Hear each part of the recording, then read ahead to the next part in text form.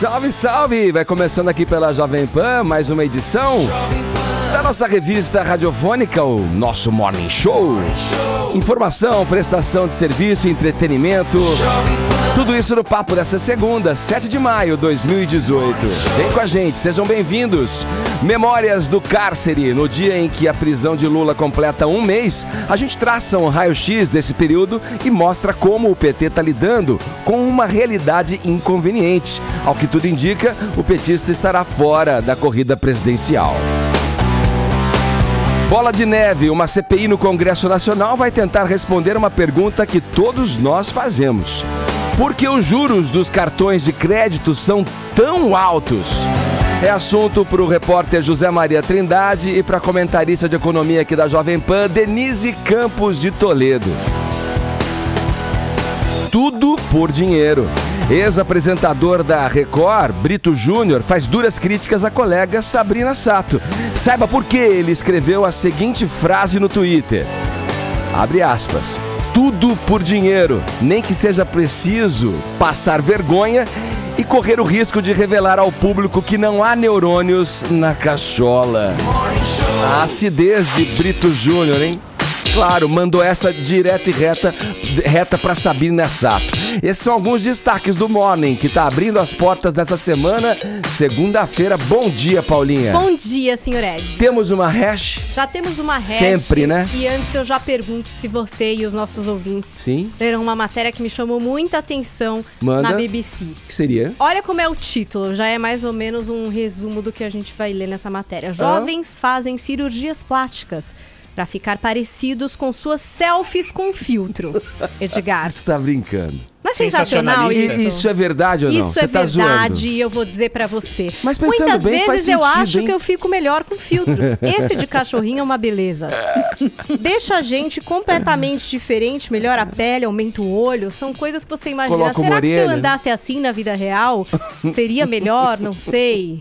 Não, é tipo, a gente tá rindo, né, Ed? Mas é meio o extremo trágico, aí, né? Mas acha? a questão é mais tipo, puxa aqui, levanta ali, mete um botox aqui, né?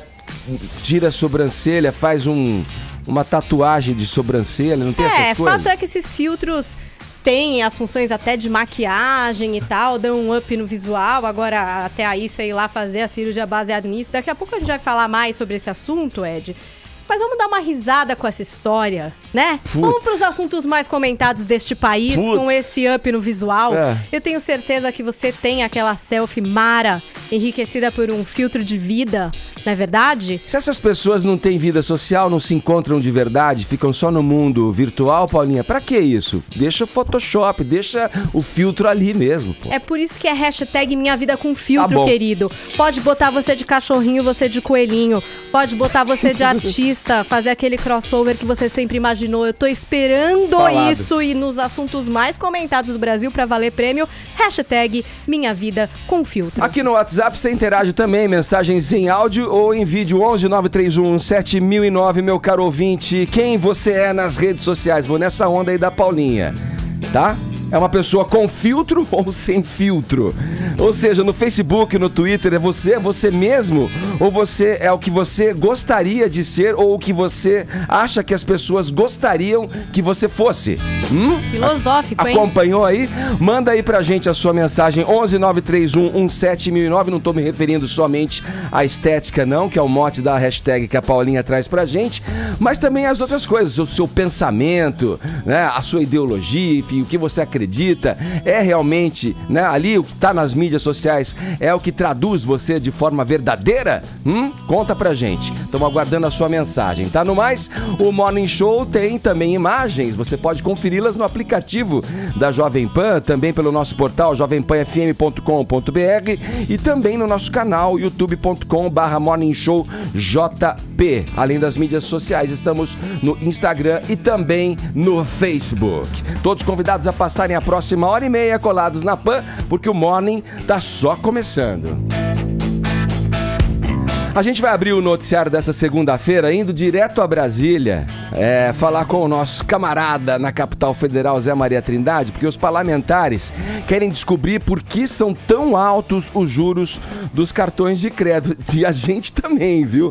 Essa é sem dúvida a pergunta aí que não quer calar, Zé Maria Trindade. Vamos ver se você coloca aí, dá uma desanuviada nesse ponto pra gente. Bom dia pra você aí na capital federal. E você, tem conseguido evitar entrar nos juros dos cartões, Trindade? Bom dia.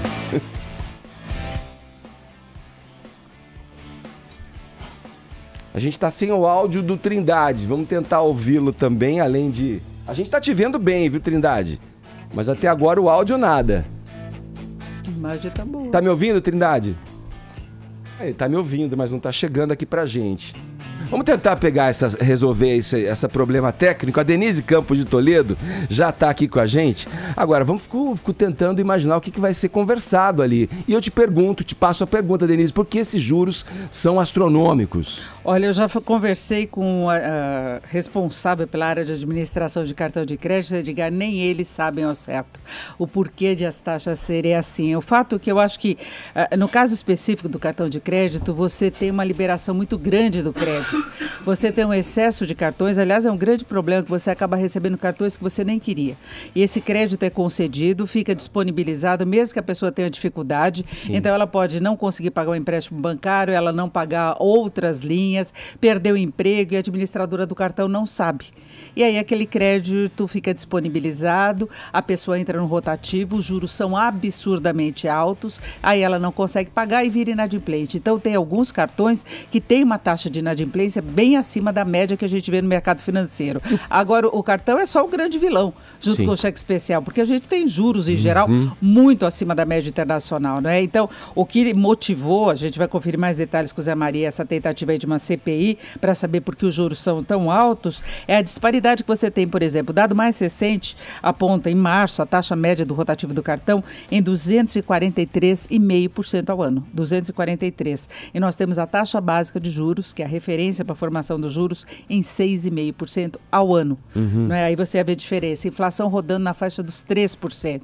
Então, é uma situação que causa, no mínimo, estranheza. Né? São juros absurdamente altos, é uma coisa que parece agiotagem. Né? Quando você pegava aquele dinheiro escondido, emprestado e tal.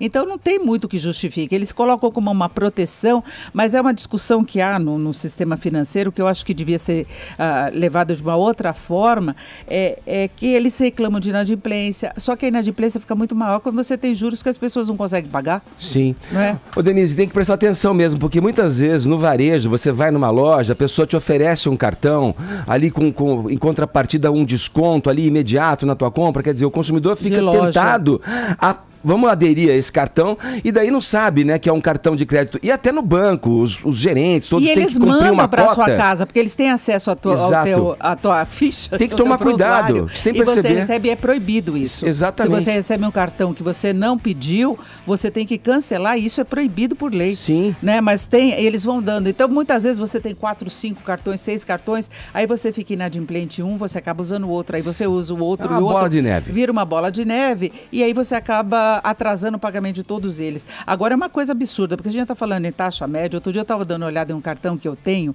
No caso de a pessoa não conseguir pagar e ficar inadimplente, a taxa é de nada menos que 600% ao ano. Nossa. Então dá uma olhada, sempre tem lá a fichinha assim, quando você tem... Acerta a gastrite agora. Pois é. E tem um outro problema, eles concedem crédito direto, não é só compra. Você tem sempre a possibilidade de emprestar dinheiro com o cartão. Aí é suicídio. Suicídio financeiro, porque as taxas são muito mais altas. Aliás, antes do Zé Maria, só queria complementar duas coisas. O Banco Central está de olho nisso. Ele já proibiu a utilização do rotativo por mais de um mês no ano passado. E recentemente, no mês passado, ele anunciou que os bancos não podem mais cobrar taxas diferenciadas. Então, a taxa regular é para quem paga o mínimo do rotativo, aí tem essa taxa média que seria a mais baixa, esse 243 é a mais baixa, presta atenção nisso, e acabou com aquele limite mínimo, que por lei você até agora teria de pagar 15% na primeira fatura. Agora os bancos é que vão determinar esse percentual. O que é menos ruim? Ficar pagando essa mínima aí, a parcela mínima, ou deixar a conta no vermelho e ficar devendo para o banco? pagar a fatura do cartão e dever para o banco. Especial, a taxa é um pouco mais baixa. Ou cortar os pulsos também, né? O que é menos pior, né? Sei lá. Olha, nesse caso, é menos pior, mas até em relação ao cheque especial, o Banco Central também está de olho, porque são os dois vilões. Então, nos dois casos, você não pagou o primeiro mês o rotativo, ou se você ficar rolando muito tempo no cheque especial, vai ter um crédito disponibilizado automaticamente pelo administrador do cartão ou pelo banco. Juros ainda muito altos, mas pelo menos as parcelas vão ser fixas. Então, é uma tentativa do Banco Central de dar uma freada aí nesse processo. Olha só, Denise Trindade consultou especialistas que nem souberam dizer para ela os motivos desses juros exorbitantes aí do cartão de crédito. Será que os congressistas vão conseguir retirar essa resposta aí dos especialistas? Vamos ver se você está me ouvindo agora. Bom dia, Isso, Trindade. Agora estou. Agora sim. Pois é. A história é a seguinte, isso é uma lenda urbana, né? Dessas que todo mundo sabe e ninguém tem provas. Denise, me desculpa, mas assim, eu vejo os bancos como uma entidade que veio de Marte. É um ser superior na economia nacional. Eles abrem a hora que quer, ninguém sabe exatamente que horas o banco abre, 11 horas, ele emite cheque, faz a conta do sujeito, emite cheques, dá o talão de cheques, o cara dá cheque sem fundo, quem paga é o comerciante. Tinha o banco que tinha que pagar, é evidente, pois se o banco é o dono da conta, é o dono do cliente, agora o comerciante recebe o cheque e quem paga é o comerciante. Então o banco é assim, tem o direito de ir na sua conta, desconta lá coisas que você nunca viu, nem sabe, coloca uma sigla lá, e tomou R$2. R$2 de cada um, né? Aí você chega lá no gerente, o que significa esse aí, não, isso aí é porque a contabilidade, não sei o que e tal e tal. Então, banco é essa coisa esquisita. Então, diante disso, o Senado decidiu criar a CPI para verificar os juros do cartão de crédito. Em anos anteriores, Denise, eu diria que uma CPI assim era para tomar dinheiro do setor bancário. Era assim, olha, se presta você não fizer a campanha, nós vamos apertar o cerco. Ainda mais em ano eleitoral, essa história. Mas agora não, o pessoal está com medo do que aconteceu na CPI da Petrobras, onde ficou muito claro ali que houve obstrução de justiça. Então, os representantes das financeiras, dos cartões de créditos, já estão convocados para prestar explicações na CPI e também, logo em seguida, virão representações de defesa do consumidor, né? E aí a CPI vai tentar colocar isso aí a claro. Mas eu já posso adiantar, pelo que eu vi na CPI e na justificativa, é a grande concentração do mercado. Duas bandeiras dominam 90% do movimento de cartão de crédito no Brasil. Então, Denise, eu acho que isso fica muito claro que a origem é essa, né? Mas mesmo os menores, as pequenas administradoras, como o Edgar citou, de lojas, eles têm taxas absurdamente altas, é uma coisa meio inexplicável. Você tem supermercado, isso daí, você tem várias lojas, no varejo as taxas são sempre muito altas no cartão de crédito. E tem mais, eles cobram taxa do lojista também, que é outra reclamação. Eles têm um percentual sobre o valor da compra, demora para reembolsar, utilizam esse dinheiro também e depois cobram demais o consumidor. Parece um grande negócio. É um ganha-ganha. Agora, tem alguns casos que eles têm uma inadimplência muito elevada mesmo a administrar. É uma situação muito estranha. Agora, eles vão justificar a tributação, risco de inadimplência, a demora na aprovação de cadastro positivo, que eles não sabem exatamente qual é o perfil do cliente que está. Eles vão concedendo crédito e depois alegam que não sabem o perfil.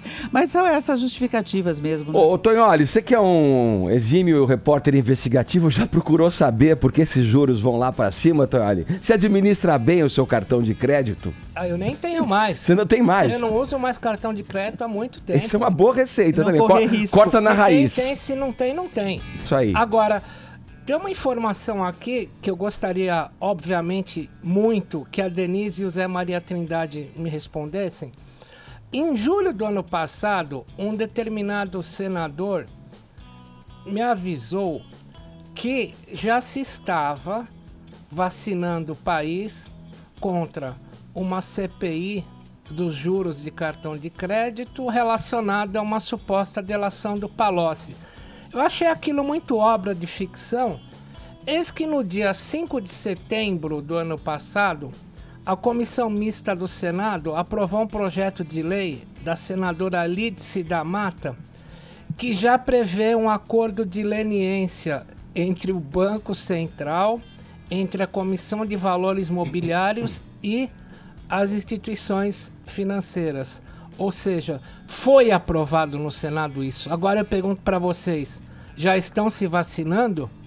Já teve essa regulamentação mesmo, né, Zé Maria? O acordo de leniência com a CVM, a possibilidade também com o Banco Central, as multas são aplicadas, inclusive houve revisão, porque as multas de início seriam elevadíssimas, assim, poderiam quebrar as instituições, simplesmente se detectada alguma irregularidade. Aí eles fizeram uma redução, eu não lembro exatamente o valor, mas há essa possibilidade de um acordo em paralelo. Então seria o acordo com o Banco Central e a partir do momento desse acordo haveria inclusive uma questão aí de sigilo da operação, porque se você tem alguma implicação, por exemplo, uma instituição financeira, algum problema mais sério, você pode sofrer uma corrida de saques de recursos e de investimentos e aí você acaba quebrando a instituição. E aí há consequências para o sistema financeiro. É um segmento que é muito delicado. Quando você vê um problema com uma empreiteira, já dá problemas do ponto de vista de investimentos estruturais, de manutenção de estradas e tudo mais. Agora, a quebra de um banco, se você tem uma corrida num banco muito grande, tem um efeito dominó sobre todo o sistema financeiro. Vale lembrar o que aconteceu em 2008 e 2009. Não que você tenha que passar a mão na cabeça, mas é um segmento que você tem que lidar com muita responsabilidade. Ô Denise Trindade, não há uma maneira do governo regular isso? Como é feita essa regulação por parte do governo?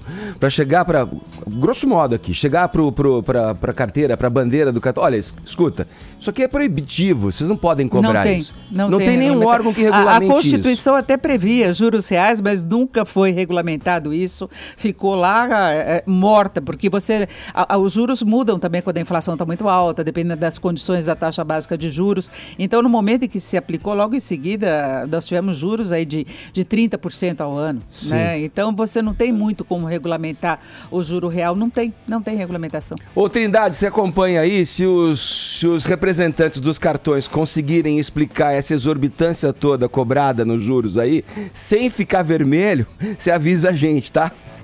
Tá certo. Olha, esse debate é tão profundo que na Constituinte, né, lá em 86 a 88, o então deputado Fernando Gasparinha colocou na Constituição juros máximos de 12% e ninguém levou a sério.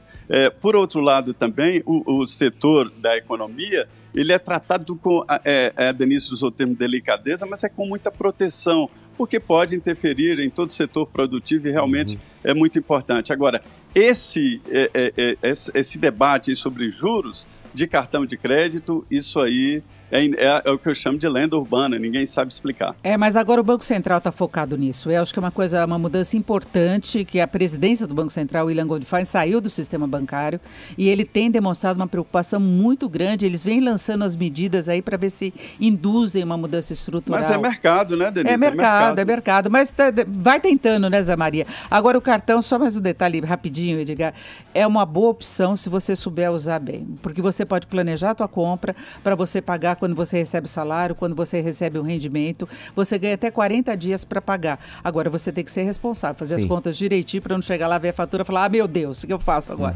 Esse é o grande problama. Tá bom. Obrigado, Denise, pelas explicações. Trindade, um abraço, bom trabalho para você. Obrigado. Vamos lá, vamos em frente. Ainda na política, a ex-presidente Dilma Rousseff se disse arrependida de ter instituído a delação premiada. Para quem não se lembra, foi ela que homologou a lei da colaboração em agosto de 2013. Caio, o que disse exatamente a petista lá em Londres a respeito desse instrumento que, como se sabe, tem sido aí fundamental para o segmento das investigações da Operação Lava Jato? Bom, vamos por partes então para explicar. Você que ouviu isso agora, falou, mas o que a Dilma está fazendo em Londres?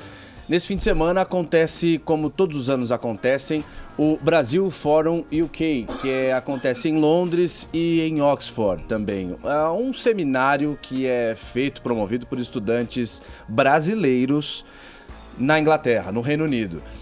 Entre algumas personalidades estava o nome da ex-presidente Dilma Rousseff. O ministro do STF, Luiz Roberto Barroso, esteve lá. A presidenciável Marina Silva também participou ontem em Oxford, em sábado estava em Londres, esse seminário acontecendo. E aí no discurso da Dilma chamou a atenção a parte em que ela fala justamente das delações premiadas, as colaborações premiadas. Nós temos o trecho em que ela começa a falar sobre justamente esse âmbito aí do discurso dela. Vamos ouvir o que ela exatamente disse. Nós criamos uma série de regulamentos que implicavam na possibilidade de punição dos funcionários que incorressem em desvios, punições administrativas e criminais. E, finalmente, já no meu governo, criamos a lei que combatia organizações criminosas. É da autoria do governo, do meu governo, 2 itens dessa lei. Primeiro item, que já estava referido, não claramente tipificado. Referido estava, mas não claramente tipificado. Tanto é que nunca se prendeu antes. Não só o corrupto, o que foi corrompido tinha de ser preso, mas o que corrompia também podia ser preso. Geralmente, essa dupla, o que corrompe e o corruptor é o que tem o dinheiro. Não há hipótese de ter corrupção sem dinheiro. Então, siga o dinheiro que você acha o processo possível de corrupção. Quero enfatizar isso, corruptor não tinha possibilidade clara de prisão no Brasil até então. Tanto é que me diz um que tenha sido preso antes. Me diz um. Eu agradeceria saber. E vou ficar, não, mas teve aquele, tá certo. Tá? Mas eu sei que não teve.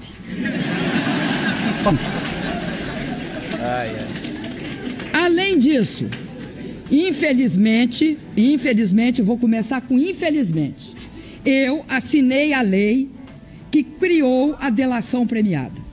Por que eu digo que é infelizmente?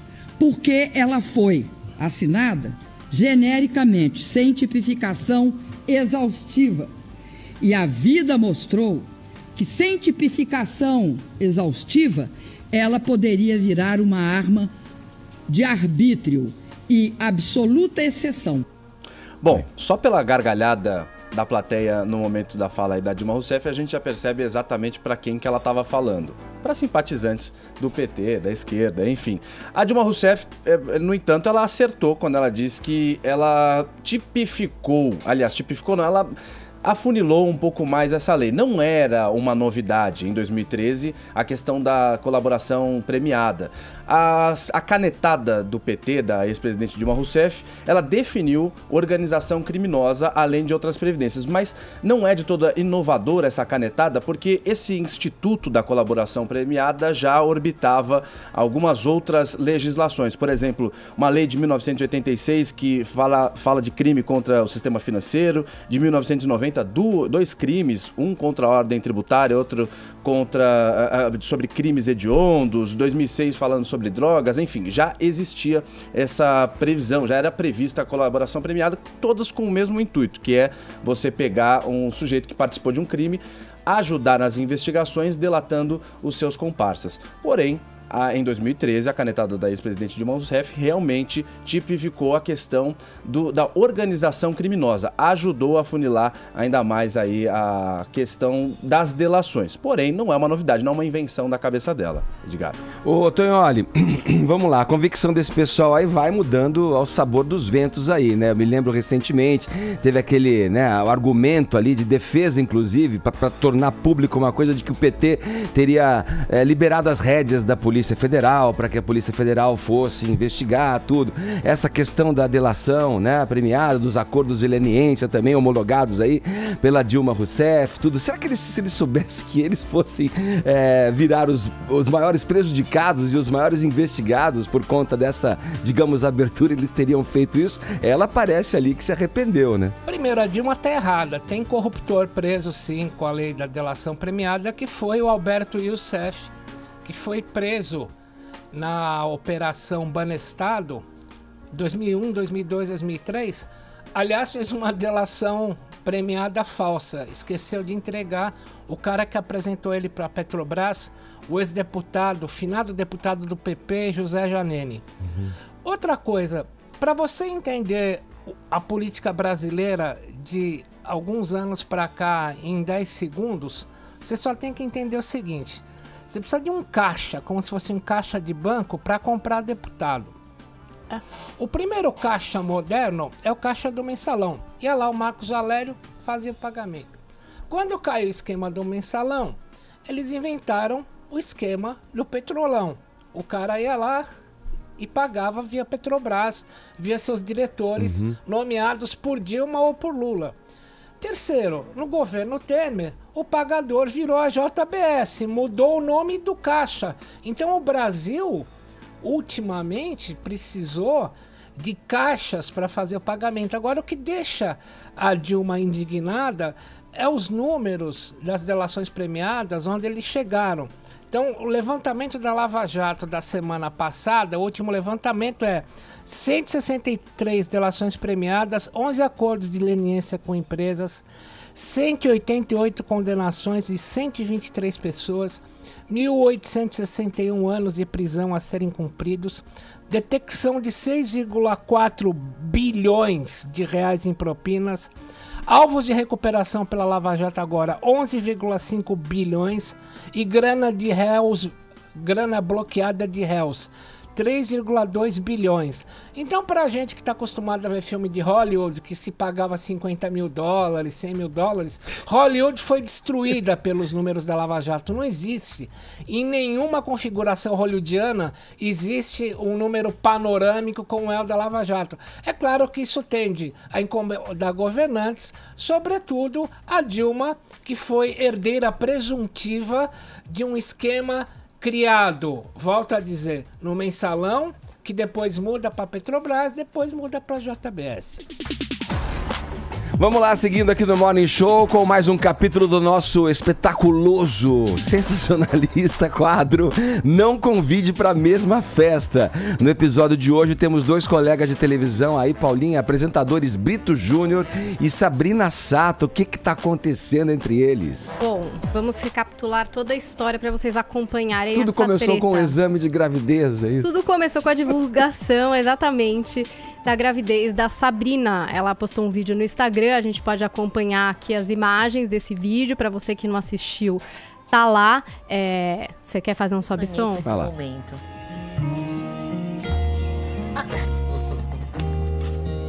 Tem o casal, né, a Sabrina e o Duda. É verdade. O enxovalzinho do Você vai bebê. ser pai. Junto com a gravidez, você viu uma força, muda tudo. Para quem prestou bastante atenção nesse vídeo, principalmente nas hashtags que acompanharam o vídeo, percebeu que na verdade era um public post de um teste de gravidez. Então isso já incomodou algumas pessoas, mas enfim, né? Cada um, não sei, na minha opinião, sabe o que faz, segue o jogo que é que aconteceu. Nesse final de semana, no programa da Sabrina, a gente teve uma entrevista dela com o Rodrigo Faro, que inclusive passou depois dos melhores momentos no programa do Rodrigo Faro, onde a expectativa, inclusive anunciada, é de que a gente ia descobrir, junto com a Sabrina, qual era o sexo do bebê, né? Se era menino ou se era menina. Spoiler, é menina. E aí, o que aconteceu foi que depois da exibição desse programa, o Maurício Sticer, que é um jornalista que comenta televisão, super conceituado, lançou a sua matéria com o seguinte título, Edgar: Sabrina transforma sua gravidez num reality constrangedor. E aí ele falou muito sobre exatamente essa entrevista dela com o Rodrigo Faro. Longa entrevista. Uma longa entrevista que ele considera que foi muito vazia, que ali pouco se trouxe de informação relevante, que segurou a audiência até o final, onde haveria essa revelação. Ele questionou um pouco essa história dos apresentadores e figuras públicas acharem que tem essa obrigação de externar tudo o que acontece nas suas vidas. Relembrou quando a Xuxa fez isso no Faustão, elevando a audiência do programa. Ele falou também do Marcelo Rezende, né, quando falou da sua doença, das chamadas que antecederam a exibição do programa, que tinham aquele cunho emocional e sensacionalista.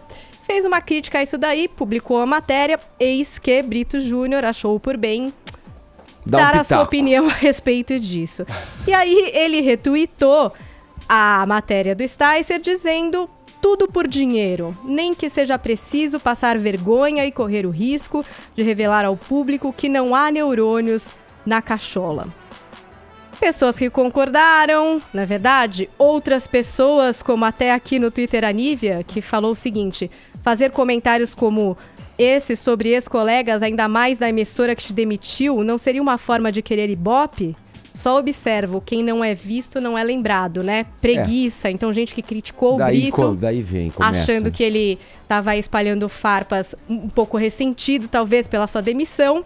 E até gerou um textão, Ed, do Brito Júnior, que ele publicou agora no Instagram dele, dizendo, é um textão, tá? Não vou ler o texto inteiro, mas ele disse aqui, ó: há inúmeros casos de famosos que vendem tudo, incluindo a intimidade, no intuito de faturar mais e mais com divulgação e propaganda. Você vai argumentar que isso é legal? Eu digo que pode ser legal e lucrativo, mas considero acima de tudo patético e constrangedor. E aí ele fala especificamente do caso da Sabrina, porque ele diz o seguinte: o que dizer então sobre os casos da futura mãe que atravessa a gravidez de risco, usar a imagem do bebê que ainda vai se desenvolver no ventre em nome do marketing e da propaganda?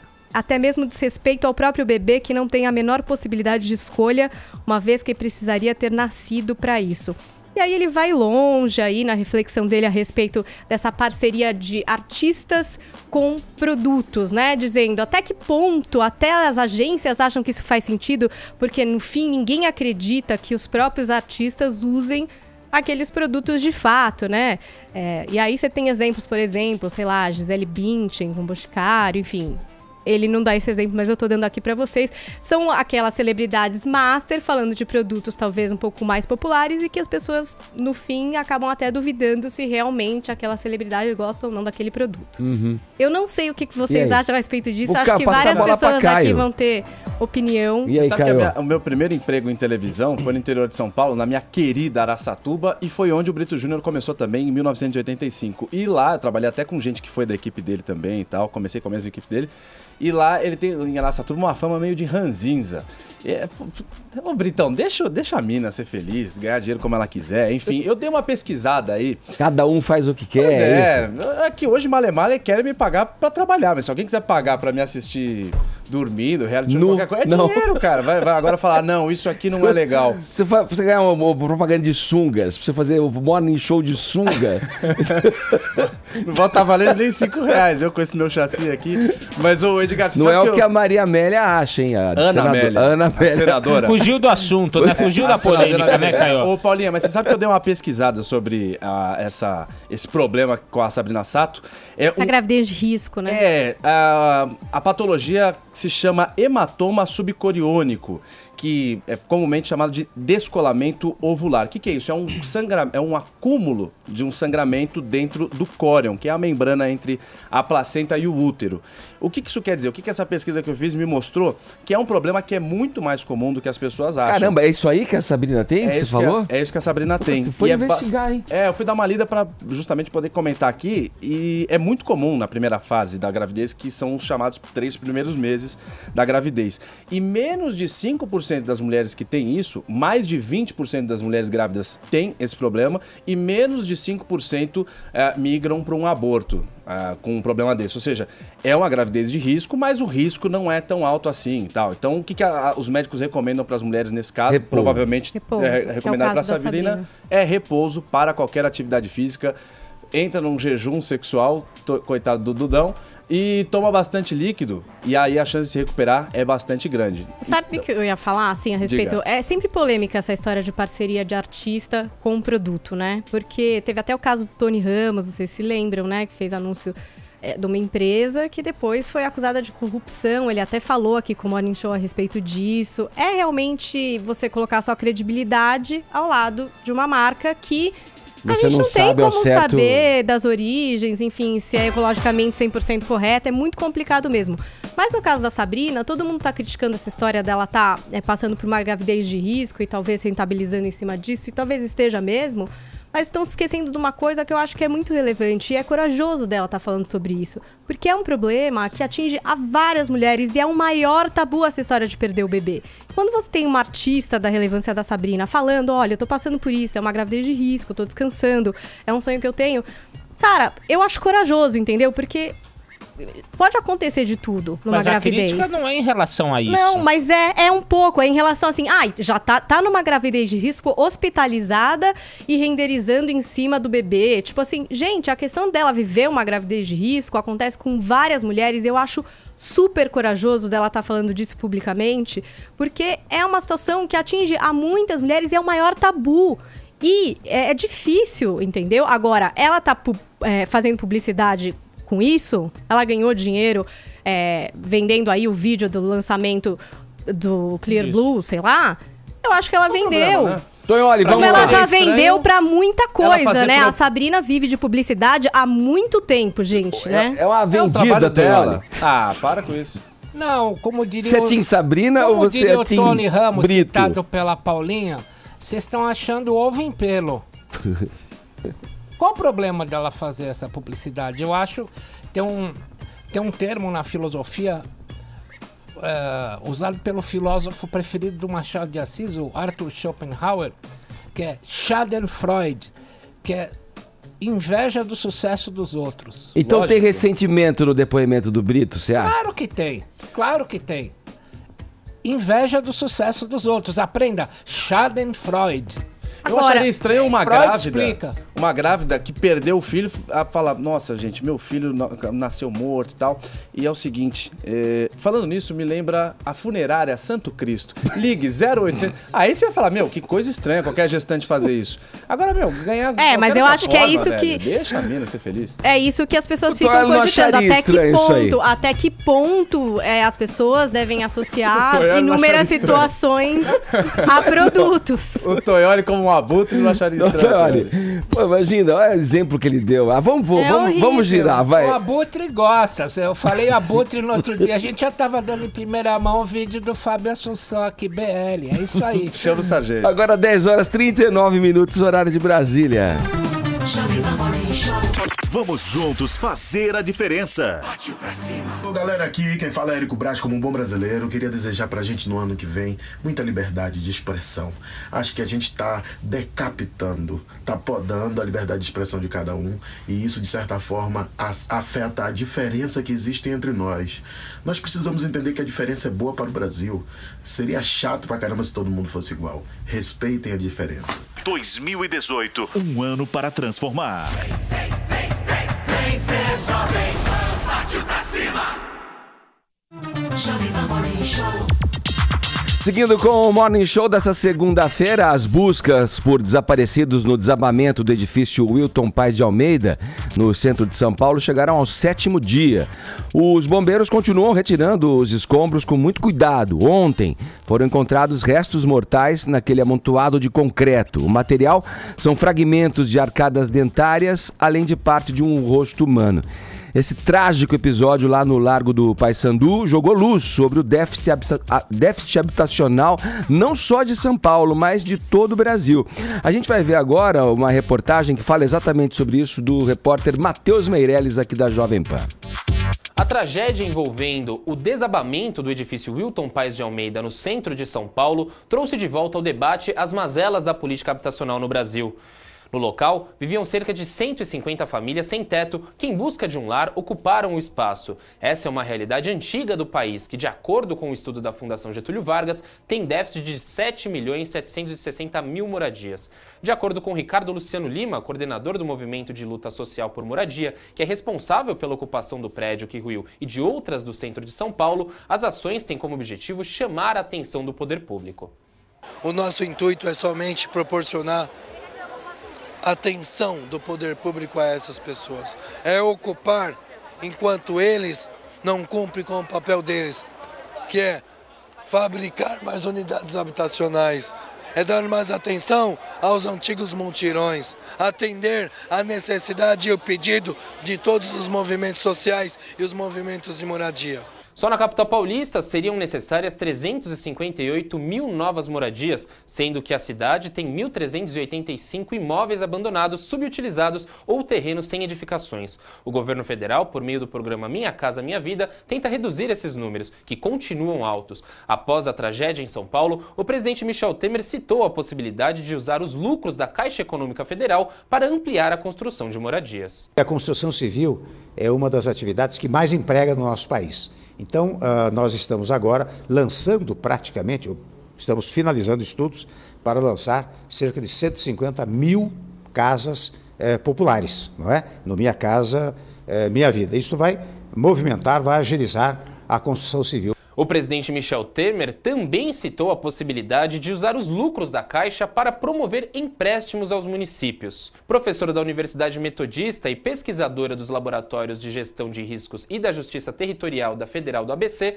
Silene Vitor alerta que a tragédia não pode levar a ações precipitadas das autoridades públicas. Temos de tomar bastante cuidado, e esse é o papel da imprensa, esse também é o papel dos pesquisadores, né, da comunidade acadêmica e científica que trabalha com esse tema, para que nenhuma política pública às pressas venha, na verdade, a piorar e perpetuar a violação de direitos civis e humanos dessas populações de baixa renda, que a única coisa que elas querem é o direito à moradia. O prefeito de São Paulo, Bruno Covas, firmou recentemente uma parceria com o ministro das Cidades, Alexandre Baldi, para a construção de 2.700 unidades habitacionais pelo programa Minha Casa Minha Vida, com o objetivo justamente de melhorar a situação de quem mora em áreas de risco. A tragédia no Largo do Paissandu é encarada pelas autoridades como uma lição para evitar situações parecidas. É o que aponta o Procurador-Geral de Justiça do Estado de São Paulo, Gianpaolo Ismânio. Sempre é preciso aperfeiçoar todo e qualquer tipo de sistema. Isso é uma atividade constante, o Ministério Público acompanha isso constantemente. Esse acontecimento trágico nos mostrou que é preciso aperfeiçoar procedimentos. E nós vamos aperfeiçoar procedimentos, vamos provocar a Prefeitura, o Estado, a União, para que aperfeiçoe os seus procedimentos também. Em todo o estado, mais de 3 milhões de pessoas moram em locais precários, favelas, cortiços, terrenos irregulares e prédios abandonados, como o que desabou no centro de São Paulo. Ô, Tonholi, tá aí. Bom, a reivindicação é mais do que justa, né? Garantida em Constituição, o direito à moradia tá lá na nossa Carta Magna. Por que que os governantes estão tendo sempre que remediar, ao invés de se anteciparem? Você viu a fala também desse secretário que falou? Quer dizer, aperfeiçoar sistemas muitas vezes significa botar uma maquiagem, dar uma outra cara e falar, opa, esse programa aqui é meu. A nossa experiência diz isso, né? Por que estamos sempre tendo que remediar ao invés de se antecipar e evitar que esse problema chegue num grau como esse que a gente acabou de ver, o desabamento de um prédio em chamas no centro de São Paulo? Bom, o STF é o guardião da Constituição, não é? A gente vê volta e meia os ministros citando a Constituição. A Constituição, Edgar, como você disse bem, prevê o direito à moradia. Agora, como lembra muito bem o Zé Maria Trindade, quando a Constituição foi aprovada em 88, o deputado Fernando Gasparian fez lá o artigo que pela Constituição se limita os juros 12% ao ano. E agora nós vamos ter uma CPI dos juros. Quer dizer, só interessa defender a Constituição naquilo que interessa. E aquilo que interessa é quem pode pagar advogado, que pode chegar até o STF para poder confrontar a Constituição. Agora, o mesmo país que produz esse tipo de moradia ilegal é o mesmo país que, segundo contas divulgadas pelo STF na última sexta-feira, faz com que magistrados e juízes ganhem de auxílio moradia em todo o Brasil por ano 818 milhões, se somando 4 mil aqui e 4 mil ali. Por outro lado, se você vê os números oficiais, hoje é roubado de energia do Brasil por gente que tem moradia ilegal e faz gato. 8 bilhões com B de bola de reais são perdidos pelas agências de energia. Agora, Um caos desse, em que a Constituição prevê N coisas e ninguém consegue cumprir aquilo pelo qual não se luta porque não se tem dinheiro para pagar bons advogados, essas coisas são pacificadas, infelizmente, quando há uma tragédia. As coisas sempre caminham assim, pelo menos no Brasil. Você pensar no caso da Boate Kiss, era a mesma coisa. Ilegalidade atrás de ilegalidade, vem tragédia, aí começa um mutirão em todo o Brasil para fiscalizar boates. Quer dizer, a tragédia nesse país aqui é um sinalizador, é um balizador de como tem que passar a se comportar. Infelizmente teve que acontecer dessa forma. Mas o que vai acontecer, o governo Temer vai fazer um puxadinho. Igual tá fazendo essa intervenção no Rio de Janeiro, é um puxadinho. Eu vou pro Rio de Janeiro toda hora, é um puxadinho. Vai fazer outro puxadinho na moradia. A gente vive no país do puxadinho e o governo Temer é um país de puxadinho até ele entregar o governo. Eu gostaria de dar um nome aos bois de um desses pontos da fala do Toelli, até ele me corrija se eu estiver errado, mas a minha interpretação foi essa, e é uma coisa que eu também carrego comigo sobre o porquê que acontece isso, a sua pergunta a ele. Por que o governo está mais acostumado a remediar do que prevenir? Eu gostaria de classificar como desleixo das autoridades. O porquê que eu falo desleixo? Essa tragédia do prédio aconteceu no último dia 7, portanto, no último dia 1º, perdão. Portanto, hoje dia 7, já estamos há 6 dias, amanhã completa uma semana de que esse prédio caiu. E até agora, não houve uma reunião efetiva entre os poderes para virar e falar, gente, peraí, vamos dar as mãos aqui, vamos tentar resolver isso. O que acontece? O prédio era da União, mas ela, ao tempo inteiro, quando começou a ter invasão, lavou as mãos para esse problema e ficou tentando empurrar para frente esse problema. Ou seja, chegou para a Prefeitura de São Paulo, pô, pega aí para você esse prédio. Não, tá tudo tranquilo. Aí a Prefeitura veio e falou, não, tudo bem, então a gente vai construir aqui 2 secretarias. Aí quando viu que o buraco era mais embaixo, também começou a meio que afinar na conversa. Aí, só esse ano, o prefeito Bruno Covas, logo no mesmo dia que o prédio caiu, falou assim, peraí, esse ano, não é verdade que a gente não fez nada, só esse ano a gente conversou com as famílias 6 vezes para tentar que eles saíssem de lá de forma amigável. Pô, mas 6 vezes? 6 vezes e ninguém resolveu nada? E outra, não é para tentar agir de forma amigável, é chegar e falar, gente, é o seguinte, nós temos um problema, esse prédio aqui tá para cair, vai cair na cabeça de vocês têm que sair daqui. Ou seja, existe todo um trâmite pelos governos lavando as mãos para os problemas. Outra coisa também, há outras questões envolvidas. Esse prédio já tinha sido desapropriado. Quem desapropria o prédio é a Polícia Militar. Quem fez um laudo falando, olha, esse prédio aqui está correndo risco, tinha sido a Defesa Civil, que é representada pela Prefeitura, e também tinha sido os bombeiros, que é representado pelo Estado. Ou seja, há todo um conjunto, há várias esferas do poder público envolvidas num problema como esse. E eu não vi até agora uma reunião entre chefe dos bombeiros, governador, prefeito e presidente para vir e falar o que a gente vai fazer com esse problema, já que ele atinge todas as camadas. Comprovação disso eu tive no sábado, que eu fui lá nesse desabamento, como estou indo todo santo dia desde que ele caiu, e estou passando lá horas e horas, então eu tenho conhecimento de causa para falar. E eu cheguei lá no sábado e quem apareceu lá foi o comandante recém-empossado, comandante da Polícia Militar, o coronel Marcelo Vieira Salles. Chegou com uma pompa lá para falar com a gente, só que ficou falando coisas genéricas. Olha, nossas lamentações às famílias, nós lamentamos muito, hoje nós trouxemos tantos homens para trabalhar aqui e tal. Eu virei e falei, ô comandante, espera só um segundinho. Mas não é que eu vou falar que eu fiz uma pergunta de mestre, eu só fiz o que uma criança faria. Peraí, mas o senhor, até agora, com quem que o senhor se reuniu? Quem que te convocou para uma reunião para virar e falar, vamos todos juntos cuidar desse problema? Aí ele, não, peraí, com ninguém. Aí eu falei, mas como com ninguém? Por que com ninguém? Ele falou, não, até agora eu já me reuni com o meu pessoal. E na prefeitura que eu tive na última quarta-feira, o prefeito também falou, olha, eu me reuni com os meus secretários. Tá, mas e um não se reuniu com o outro?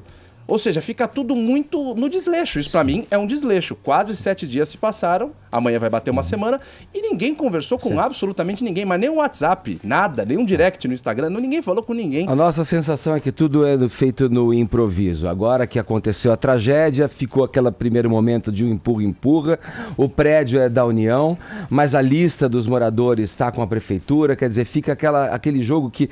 Aí, são coisas que normalmente se tivéssemos num país justo, onde tudo funcionasse de acordo, a gente nem entraria em contraponto a essas questões. Mas você vê aí, né, os auxílios moradia dos políticos, o que eles recebem, né, e essa questão tão desleixada, tratada de forma tão desleixada pelo Estado, gera uma tragédia como essa e traz a reflexão e a comparação óbvia, imediata com esses altos salários, com os penduricalhos todos dos políticos, juízes inclusive, e a situação do povo que quer morar e tem o direito de morar de forma digna ilegítima, nessa situação em que se encontra, onde o Estado é ausente, o poder paralelo toma conta e chega numa situação onde aí a gente viu de cobranças de aluguéis, o povo já miserável que luta para estar perto do trabalho, tendo que desembolsar e pagar o dinheiro para uma pessoa que vem como intermediário para prover a ele o lugar onde ele morar, o cubículo onde ele mora. É uma situação difícil. É uma situação difícil e eu percebo uma campanha para botar a culpa nos caras, que porque extorquia, porque morador... Pra mim, são os menores dos culpados. Em qualquer outro país, as autoridades estariam presas e não esses caras. Mas enfim, ô Edgar, também você falou uma palavra agora de reflexão. Eu queria chamar as pessoas para uma reflexão agora, que é o seguinte. A gente viu na semana passada, eu percebi uma campanha aí no WhatsApp e tal, com as fotos que seriam daquele sujeito que foi filmado sendo quase içado ali pelo Corpo de Bombeiros e sendo resgatado no momento que, pumba, vem tudo abaixo. Ricardo Oliveira Galvão Pinheiro. Cujo corpo foi encontrado depois. Na quinta-feira foi encontrado o corpo dele. E outro pedaço hoje.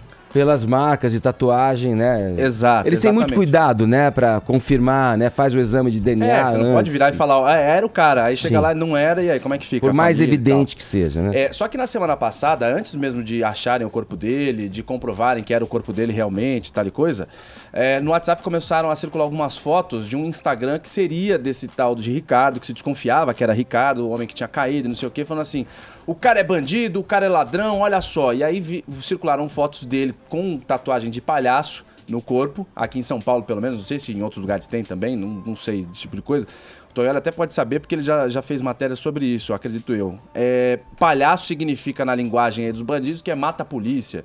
Não sei se em outros lugares também tem isso. Aqui em São Paulo, pelo menos, se fala muito isso. E ele tinha tatuagens de palhaço no corpo e tinha umas fotos também dele, além dessa sem camiseta, com malas de dinheiro, um monte de grana dentro de mala, ele com um motor na cara pra caramba e tal. E falando, tá vendo? Bandido, ladrão, não sei o que, tal coisa, blá, blá, blá, blá, blá. Aí ontem, o Fantástico da Globo trouxe um áudio de um chamado, de uma ligação pro Corpo de Bombeiros, que era justamente esse cara, esse Ricardo Oliveira Galvão Pinheiro, ligando desesperado pro Corpo de Bombeiros. E ao longo da semana passada também, os moradores que estavam no prédio que caiu, falaram assim, olha, o Ricardo, que tá desaparecido, ainda não sabia que era ele que tinha sido encontrado, ele saiu e voltou pra dentro do prédio várias vezes, ou seja, ele fez isso pra salvar as pessoas. E aí, umas falavam, não, o cara é bandido, é criminoso, é assaltante. E outras falavam assim, não, ele é um herói, ele saiu e voltou. Eu não tô querendo defender nem nada, eu só tô querendo falar o seguinte, vamos refletir. Eu vou confessar, eu fui um dos que quando vi a foto, eu falei, tá vendo? Ó lá, tá vendo?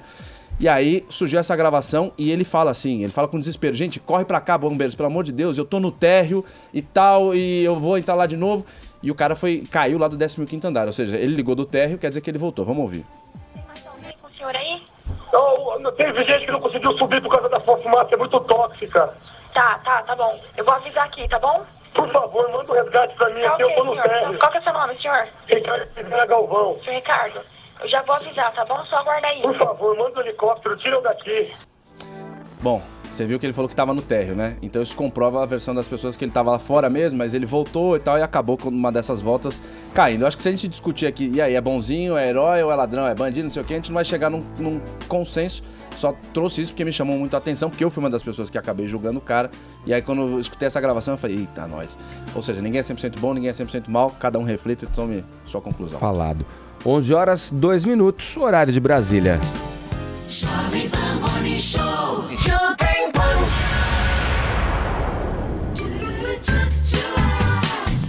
Jovem Pan Morning Show. Ô, Paulinha, como é que era mesmo o título da reportagem da BBC que você sugeriu para que eu desse uma sapeada ali? Jovens fazem cirurgias plásticas para ficar parecidos com suas selfies com filtro. Nossa História louca, né? Senhora, que coisa bizarra essa. Vamos lá, conta melhor essa história aí pra gente agora. Não é um achismo, Edgar. Isso é baseado num estudo que foi feito pela Academia Americana de Cirurgia Facial, Plástica e Reconstrutiva, onde 55% dos cirurgiões plásticos faciais contam que atenderam em 2017 pacientes que queriam passar por cirurgias para parecer mais com as suas selfies. Foi um aumento de 13% em relação a 2013. E esses cirurgiões, 56% deles também identificaram o aumento no número de clientes com menos de 30 anos. Então, pessoas aí que ainda não estão sofrendo, né, com envelhecimento, por exemplo, menos de 30 anos, né? Você pode só não estar satisfeito, porque velho você não tá. Tá Tudo bem, certo. querido, tá bem, querido. Ruga ainda não tá rolando, bolsas jamais, Tá né? no auge. É verdade. E essa matéria, ela traz muitos e muitos exemplos de jovens que se viam nesses filtros com o rosto um pouco mais fino, enfim, com diversos traços que consideravam melhores, e aí procuravam os médicos com essas fotos já, né? Diz que antes as pessoas iam com o quê? Com foto de celebridade, né? Queria parecer essa pessoa, queria ter o nariz dessa pessoa. Faz eu mesmo, então, agora, doutor, Agora melhorado. É você mesmo com esse filtro aí da internet, apresenta lá. Tunado. E tal. Alguns médicos falaram que é até melhor, por um lado, porque é muito difícil você ficar parecido com uma outra pessoa, né? Você ficar parecido com você mesmo tá mais fácil de realizar do que você ficar parecido com a Kim Kardashian, entendeu? Aparecer com a foto dela lá e querer ficar igual. Mas aí a matéria também traz aquele lado terrível que você bem pode imaginar, que é essa questão do distúrbio de imagem mesmo, Edgar. Tem até o nome para esse distúrbio, que seria a dismorfia de Snapchat. Nossa. Foi criado por um médico britânico, o T. John Doenças Ashel. novas.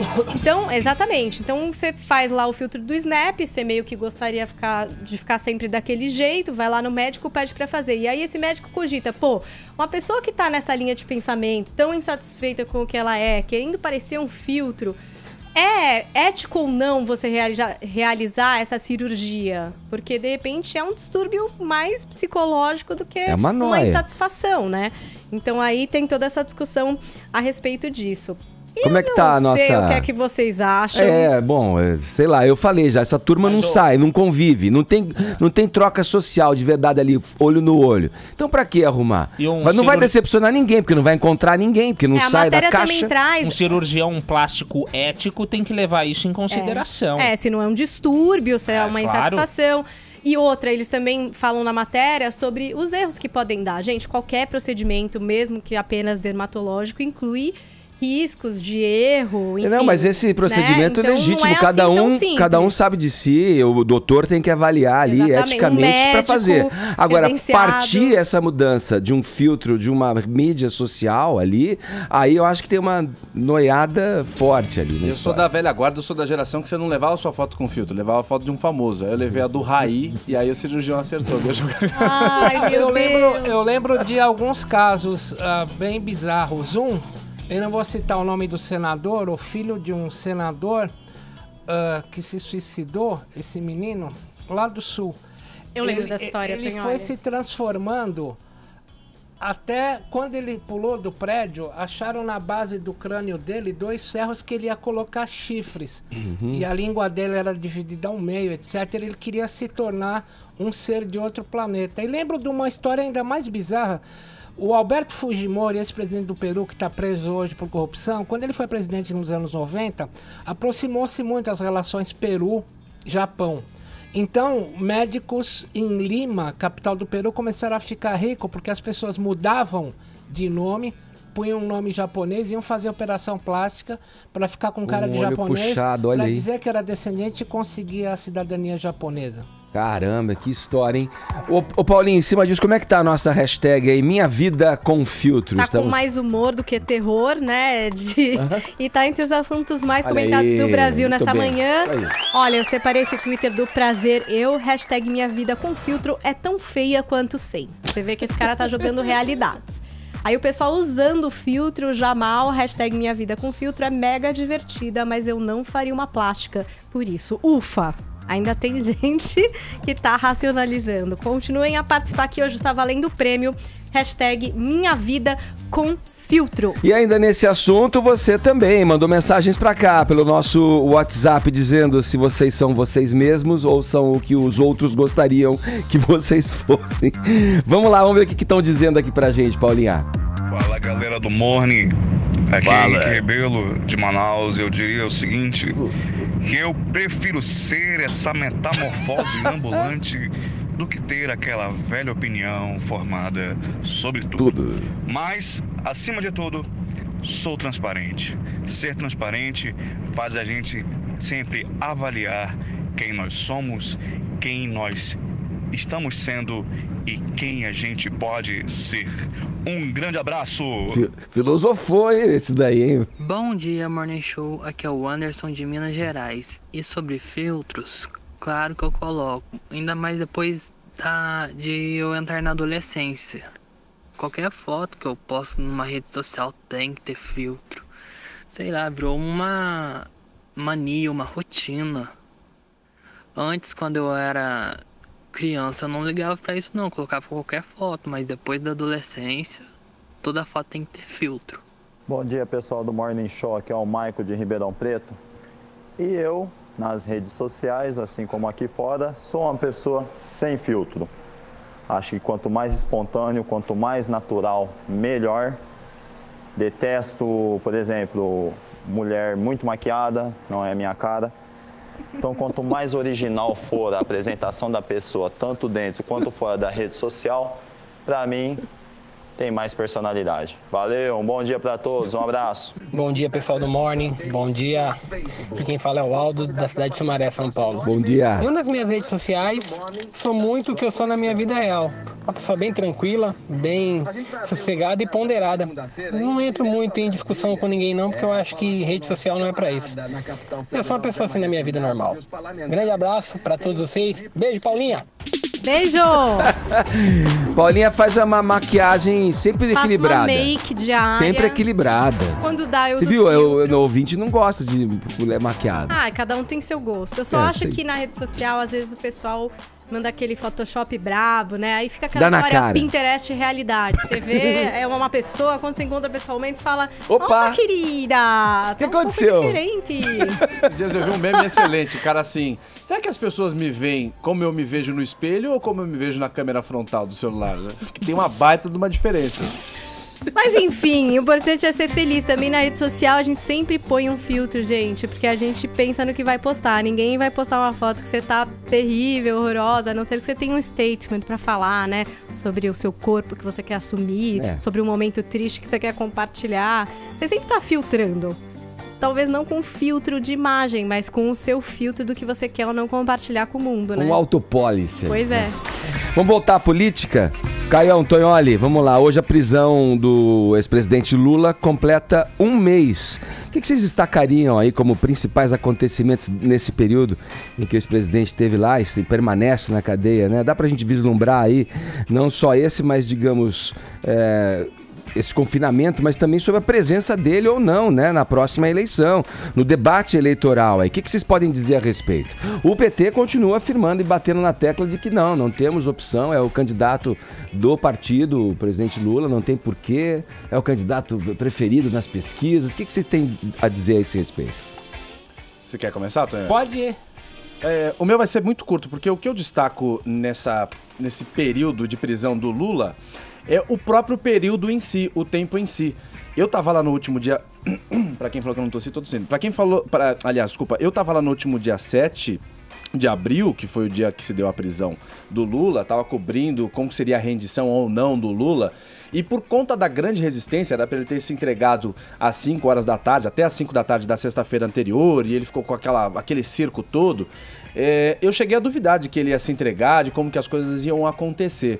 E infelizmente... Você acreditou que ele ia para uma embaixada? Eu não sei, eu achei que alguma palhaçada ia acontecer, como de fato houve, mas até que no fim do dia ele acabou se entregando, porque ele viu que não tinha mais para onde correr. E eu ainda insisto em duvidar um pouco que ele se mantenha por um longo período na cadeia, que é o que ele merece. Mas ainda sou um pouco reticente quanto a isso. Porém, só o fato dele ficar 30 dias na cadeia já mostra um certo funcionamento das instituições. E outra comprovação disso são as derrotas que ele e os advogados de defesa dele vêm sofrendo. Por exemplo, uma comissão de deputados se reuniu e depois que os senadores foram lá na Comissão de Direitos Humanos para investigar, entre aspas, a cela do Lula, mas na verdade era só um pretexto para visitar o ex-presidente e tal, os deputados falaram, eu quero fazer igual. Pediram para a juíza lá do Paraná, ela virou e falou, não vai, não tem nada que visitar, sai daqui. A Gleisi Hoffmann já tinha pedido, também foi negado. Dilma Rousseff já tinha pedido para visitar o Lula, foi negado. O café da manhã do Lula é o mesmo que os demais, café e pão com manteiga no café da manhã, além de outras derrotas, como a própria prisão em si. Então só o fato dele ficar um mês já na cadeia e agora sem pelo menos uma perspectiva que em breve ele deixe, até que se arrume alguma desculpa, eu vejo aí um certo funcionamento, uma demonstração de funcionamento das instituições. Acho que a minha geração ainda não vai ver um Brasil novo. A geração dos meus prováveis filhos, eu não tenho nenhum, mas se algum dia eu tiver filho, acho que esses caras também não vão ver um Brasil diferente, mas já é um início, que algum dia tinha que ser dado nessa vida.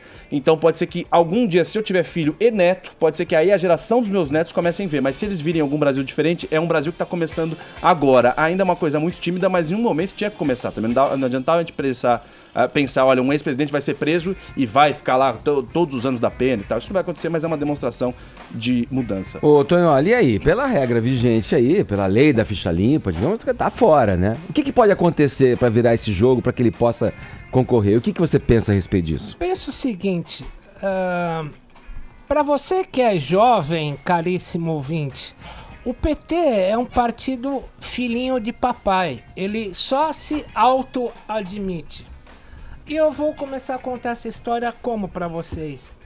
Quando o então deputado Bernardo Cabral fez começou a ser o relator da Constituição de 88, e a Constituição de 88 foi aprovada, o PT não assinou a Constituição de 88, falando que ela não ia de encontro aos interesses do partido. Em março de 83, quando o ex-deputado Dante de Oliveira aprovou a emenda das diretas já, o PT falou, não vamos apoiar as diretas já. E na época havia 3 deputados do PT, José Eudes, a Beth Mendes e o Ayrton Soares. Eles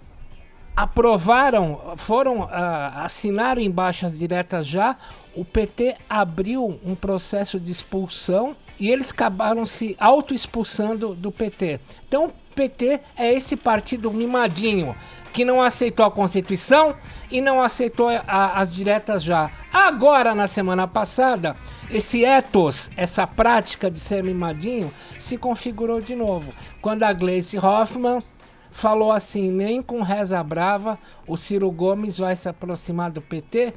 E na sexta-feira aconteceu o contrário. O ex-prefeito Fernando Haddad, ex-prefeito de São Paulo, fez um gigante artigo no blog Nocaute do jornalista Fernando Moraes, falando que é necessária uma aproximação com Ciro Gomes. O PT tá igual uma biruta de avião indo para qualquer vento que passa. Não temos uma resposta sobre o que vai ser do PT, porque continua sendo o partido mimadinho que não assinou as diretas já, e tampouco assinou a Constituição, porque se acha acima da carne seca. E no momento temos aí elementos para pensar que realmente o partido deve compor uma chapa, mais provavelmente com o Ciro Gomes. Posso falar? Rapidinho, só acrescentando sobre essa questão do Jacques Wagner, da fala do Jacques Wagner sobre uma necessária aproximação, uma possível aproximação ao Ciro Gomes e tal, e depois a Gleisi falou, não, ele tá viajando e tal. A Dilma Rousseff, lembra que no começo dessa edição do Morning eu falei que ela estava em Londres e deu uma palestra e tal, coisa de mais de uma hora, ela mencionou esse caso. Perguntaram, Dilma, e o PT sobre um plano B? Ela falou, olha, nós não temos um plano B. Eu acho que o Jacques Wagner foi mal interpretado. Ele disse que lá na frente pode ser que o PT pense em apoiar alguém. E aí ela dizendo assim, eu até acho que a gente tem que apoiar, mas nesse momento não é a nossa posição. Isso não vai acontecer. Uma hora a gente vai ter que passar o bastão mesmo para as pessoas de 30, 40, 50 anos, porque hoje a gente já tem 70, mas não é o que a gente vai fazer. Ela amenizou a coisa. Agora 11 horas 22 minutos, horário de Brasília. Jovem Pan Morning Show. Jovem Pan Morning Show.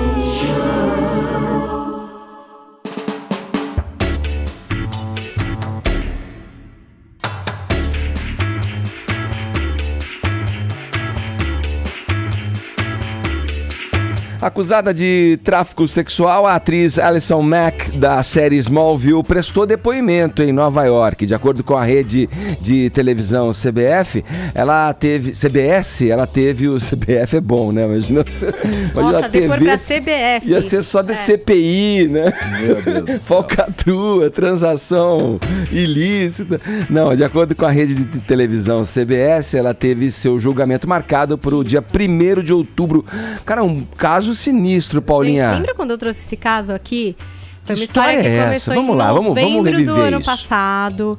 com uma denúncia de um cara chamado Frank Parlato, que fazia parte de uma sociedade secreta. Na verdade, não é uma sociedade secreta, né? É um grupo chamado Nexium, que seria uma coisa meio de autoajuda, assim. Esse grupo teria dentro dele uma sociedade secreta onde mulheres eram recrutadas, tinham que meio que satisfazer os desejos, inclusive sexuais, do Keith Raniere, que é o chefe, é o inventor aí dessa Nexium. Tinham que passar, lembra, por regimes para se manterem magras, eram meio que marcadas a ferro com as iniciais desse cara. Depois que elas chegavam a um nível, digamos assim, na hierarquia, tinham que recrutar outras mulheres, que aí tinham que entrar pra seita e também satisfazer os membros sexualmente. Enfim, era uma piração. Seita, né? Seita, isso aí. Típica de série, de filme, não dava nem pra acreditar que era real. Então isso foi em novembro do ano passado. A Alison Mack, que é a Chloe Sullivan da série Smallville, foi presa em abril, e o que se dizia é que ela seria uma dessas mulheres bem ranqueadas na hierarquia e que ela teria recrutado inúmeras outras, enfim, mulheres para participar da seita. Inclusive, pintaram até conversas no Twitter onde ela tentava abordar a Emma Watson, sei lá, atrizes. Então ela tentava o tempo inteiro aliciar ali algumas pessoas para trazer para essa seita. Então ela vai ter esse julgamento em 1º de outubro. Ela tá respondendo às acusações em liberdade porque pagou uma fiança de $5 milhões. Nossa. Então, vejam bem, Caraca. Está morando com os pais, respondendo aí 1º de outubro, o dia do julgamento. Só que vão ter outras audiências para ela esclarecer alguns pontos em relação às denúncias. A próxima acontece agora em junho, se eu não me engano. O Keith Raniere, que é o chefe dessa seita aí, ele tá preso desde março também. E também tá dando depoimentos. Diz que a Alison Mack tá tentando negociar meio que uma delação premiada, onde ela deporia contra o fundador da seita, né, pra promotoria, e aí provavelmente teria uma diminuição da pena, etc e tal, mas ainda não foi fechado esse acordo. É uma história muito louca, que não envolve só essa atriz lá na imprensa nos Estados Unidos. Eu até coloquei no meu blog alguns vídeos. A gente tem outros casos. Tem uma mulher que foi muito popular daquela novela Dynasty, sabe?